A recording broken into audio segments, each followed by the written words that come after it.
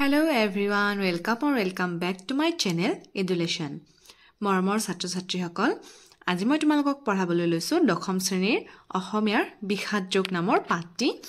এইটো তোমালোকক মই অকমান ভাঙনি কৰি দিম, যিমানখিনি পাৰো মই তোমালোকক বুজাবলৈ চেষ্টা কৰিম। এই পাঠটিৰ লিখক হৈছে শ্ৰী ভট্টদেৱ।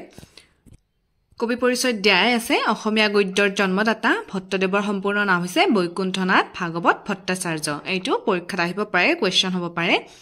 তোমালোকে ভালদৰে কবি পৰিচয়খিনি পঢ়ি লবা আৰু লাষ্টত দিয়া আছে বিখ্যাত যোগ পাঠটি কথাগীতাৰ পৰা তুলি দিয়া হৈছে। এইটো প্ৰশ্ন হ'ব পাৰে। গতিকে আমি এইখিনি কথা জানিলো যে বিখ্যাত যোগ ভট্টদেৱৰ কথাগীতাৰ পৰা তুলি অনা হৈছে। কথাগীতা হৈছে অসমীয়া সাহিত্যৰ এক অমূল্য সম্পদ বুলি কোৱা হয়। গীতা শাস্ত্ৰ ভাৰতীয় সাহিত্যৰ উচ্চ পৰ্যায়ৰ গভীৰ তত্ত্ব বিষয়ক এখন গ্ৰন্থ হয়।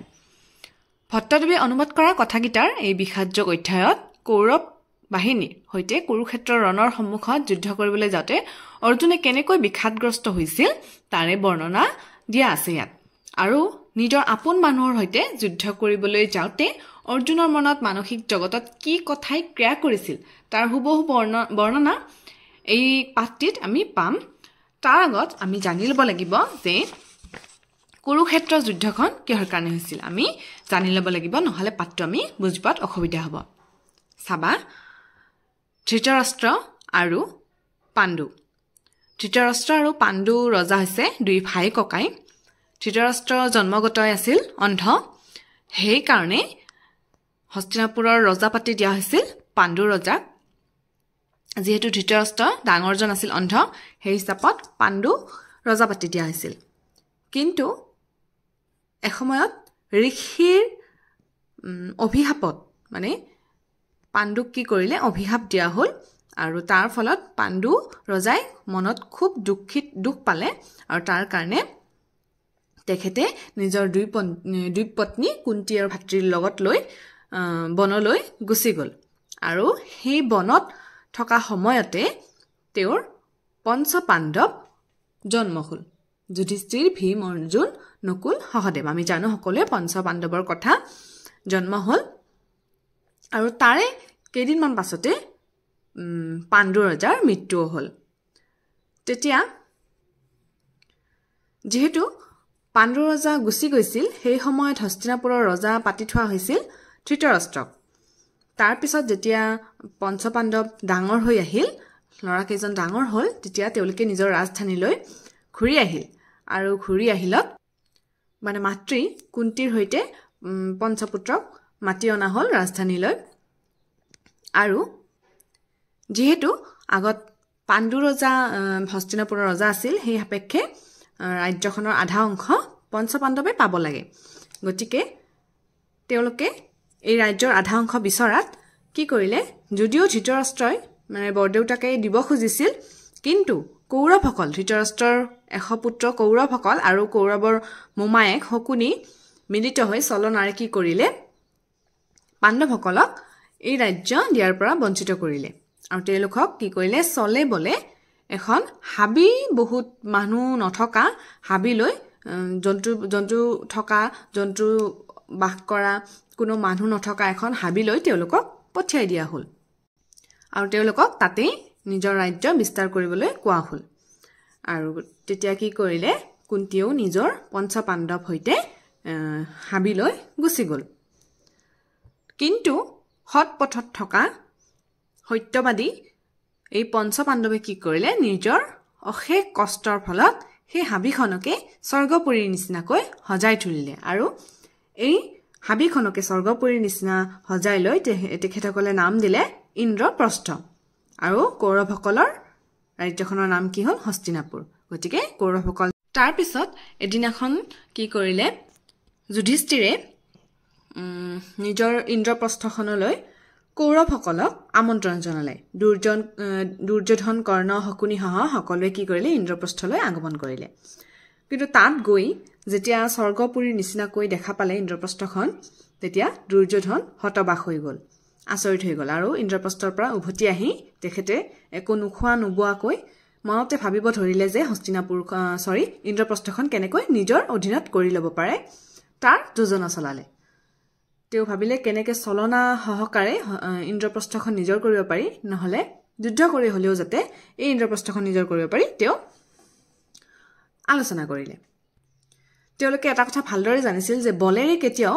পঞ্চপাণ্ডৱৰ লগত তেওঁলোকে নোৱাৰে সেই কাৰণে তেওঁলোকে এটা বুদ্ধি উপজালে কি কৰিলে যেহেতু পাখা খেলত পাকৈত তেওঁলোকৰ মোমায়েক হকুনি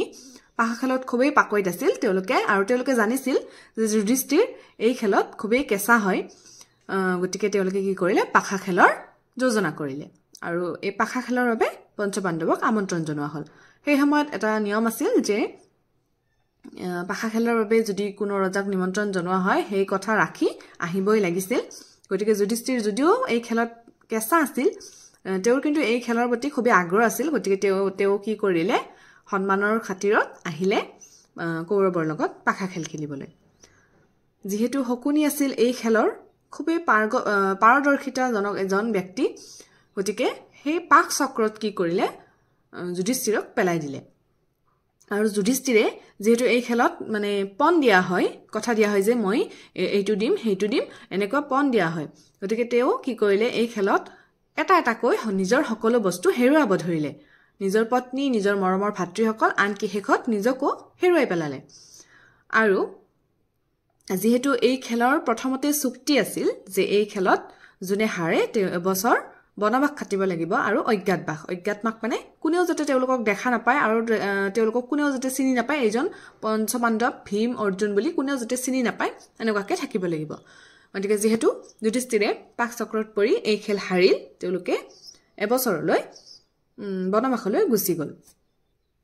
নিজৰ হততাৰে তেওঁলোকে বনবাস খাটি যেতিয়া উভতিল নিজৰ হস্তিনাপুৰ ৰাজধানীলৈ আৰু যেতিয়া কৌৰৱসকলক নিজৰ ৰাজধানী খুজিলে তেতিয়াও কিন্তু কি কৰিলে তেওঁলোকে ৰাজ্য দিবলৈ অস্বীকাৰ কৰিলে আৰু তেতিয়াই এই কুৰুক্ষেত্ৰৰ যুদ্ধৰ আৰম্ভ হ'ল এতিয়া চাবা এই পাঠটোত বাকিখিনি ইয়াত কোৱা হ'ব ধৃতৰাষ্ট্ৰে সঞ্জয়তৰ প্ৰশ্ন কৰন্ত তোমালোকে এটা কথা জানি ল'বা সঞ্জয় হৈছে ধৃতৰাষ্ট্ৰৰ মন্ত্ৰী যেহেতু ধৃতৰাষ্ট্ৰ অন্ধ আছিল তেওঁ যাব নোৱাৰিছিল যুদ্ধত গতিকে সঞ্জয়ে সকলো বিৱৰণ নিজৰ ৰজা ধৃতৰাষ্ট্ৰক কৈ আছিল ধৃতৰাষ্ট্ৰে সঞ্জয়তৰ প্ৰশ্ন কৰন্ত মানে ধৃতৰাষ্ট্ৰই সঞ্জয়ক প্ৰশ্ন কৰিছে হে সঞ্জয় মোৰ পুত্ৰ হ'ব পাণ্ডৱ পুত্ৰ হ'ব ধৰ্মভূমি কুৰুক্ষেত্ৰত যুদ্ধ ইচাই মিলিত হোৱা কি কৰ্ম কৰিলা আতমক কহা মানে কৈছে হে সঞ্জয় মোৰ পুত্ৰ আৰু পাণ্ডু পুত্ৰ গোটেইকেইজনে ধৰ্মভূমিত কুৰুক্ষেত্ৰত যুদ্ধ লাগি মানে মিলিত হৈ যুদ্ধক্ষেত্ৰত মিলিত হৈ কি কাম কৰিছে মোক আহি কোৱা সঞ্জয়ে কহন্ত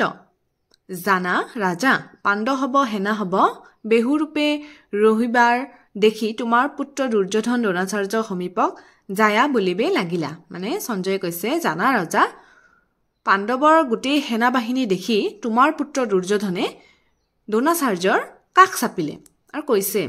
হে আচাৰ্য পাণ্ডৱ হবৰ বিস্তৰ সেনা দেখা দ্ৰুপদৰ পুত্ৰ শিষ্য দৃষ্টদুন্যই বেহু পাতি আছে হে আচাৰ্য পাণ্ডৱসকলৰ ইমান বিশাল সেনাবোৰ চোৱা দ্ৰুপদৰ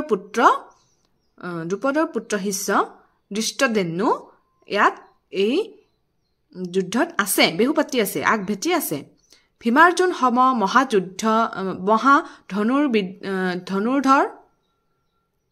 ভীমাৰ্জুন সম মহাযুদ্ধৰ হ'ব আছে মানে ভীম অৰ্জুনৰ দৰে ধনুৰ্বিদ্যা জনা তেওঁলোকৰ লগত আৰু কেইবাজনো আছে তাৰ নাম শুনা তেওঁলোকৰ নাম শুনা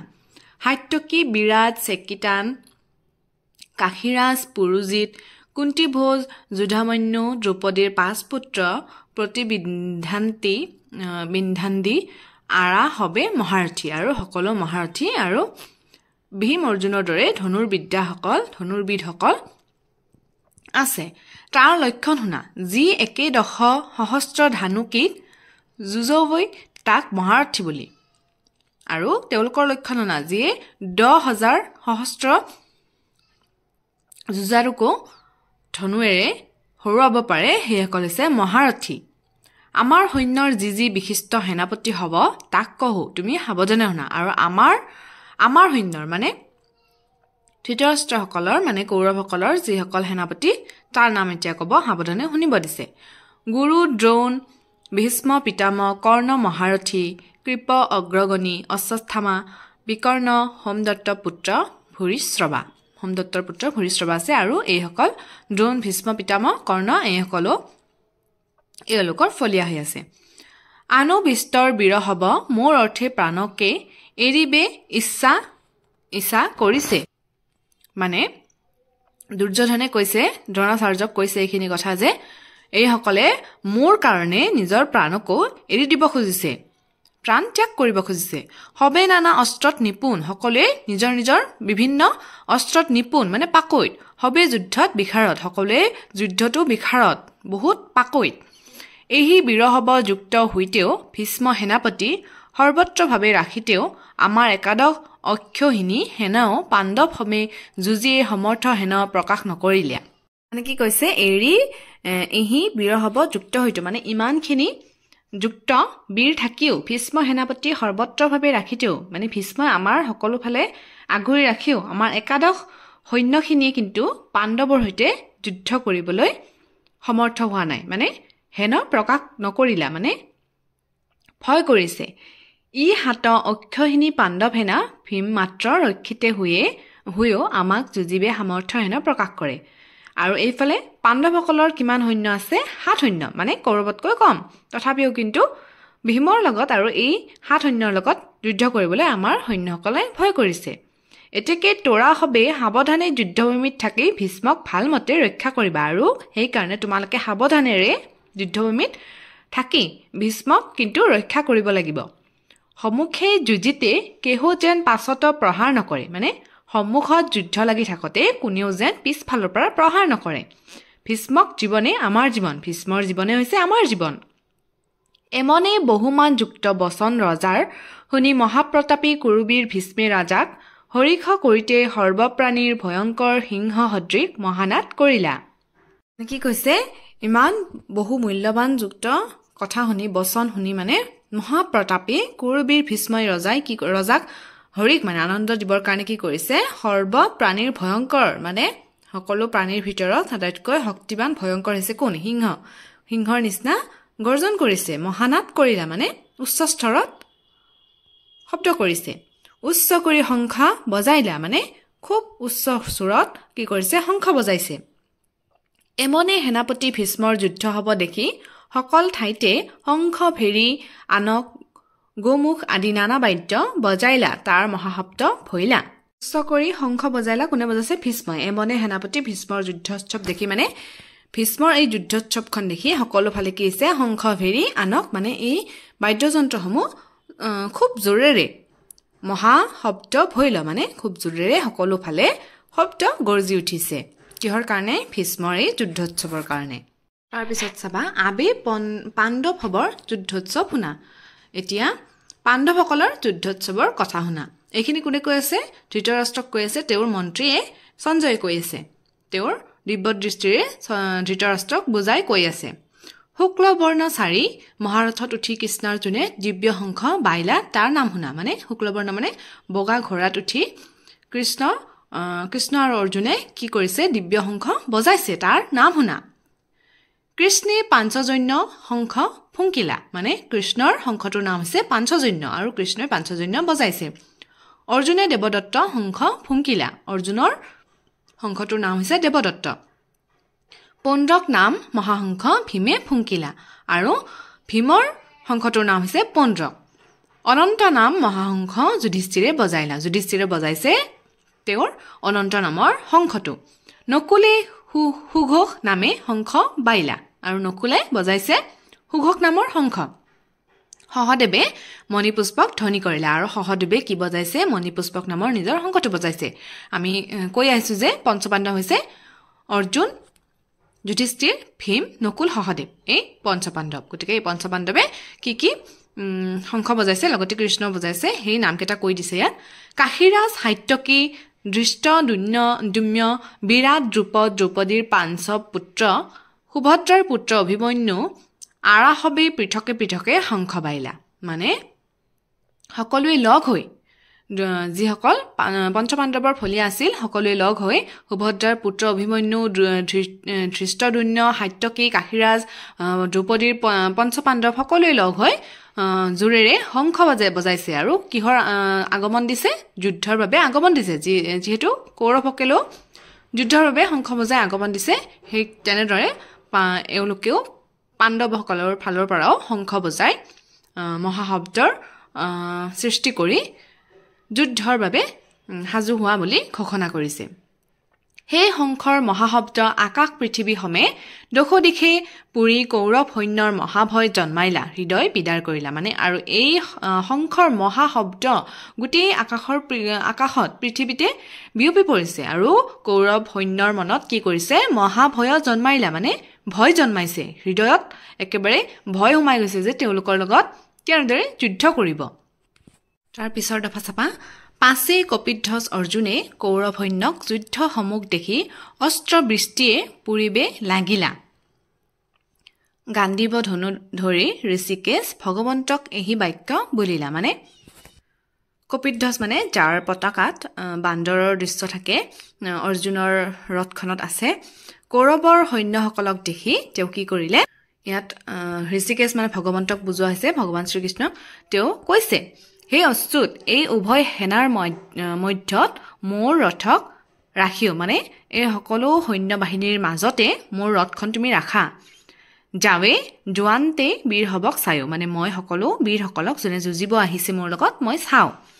বুলিবা তুমি যুজন্তেহে যুদ্ধ চোৱা নহা তাতো শুনা মানে তেতিয়া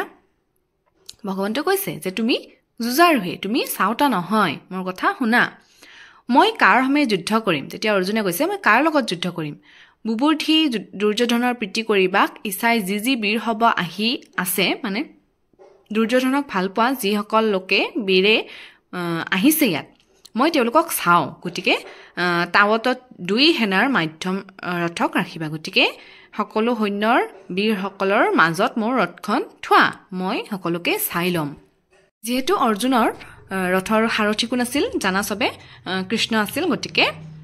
অৰ্জুনে এনেদৰে কৃষ্ণক কৈ আছিল যে তুমি মোৰ ৰথখন সকলো বীৰ হবৰ মাজত ৰাখি দিয়া যাতে মই সকলোকে চাব পাৰোঁ মৰমৰ ছাত্ৰ ছাত্ৰীসকল বিখাত যোগৰ প্ৰথম যেটো ভাগ আছিল সেইটো মই এটা ভিডিঅ'ত দি দিছো নেক্সট এটা ভিডিঅ'ত আকৌ মই নেক্সটখিনি তোমালোকক বুজাই দিম যেহেতু এটা ভিডিঅ'ত ইমানখিনি সম্ভৱ নহয় আৰু বিখাত যোগৰ মই প্ৰশ্ন উত্তৰ আগতেই দিয়া আছিল এই ভিডিঅ'টোৰ তলতেই তোমালোকে চাই ল'বা লিংকত মই দি দিম প্ৰশ্ন উত্তৰখিনি হয়তো এটা দুটা প্ৰশ্ন এৰি যোৱা পৰিছে নেক্সট যেতিয়া মই এইখিনি বুজাই দিম নেক্সট দফাখিনি বুজাই দিম তেতিয়া তাৰ লগত সেই প্ৰশ্নখিনিও মই দি দিম আজিৰ ভিডিঅ'টো যদি ভাল পাইছা তেনেহ'লে শ্বেয়াৰ কৰি দিবা আকৌ এটি নতুন ভিডিঅ'তে লগ পাম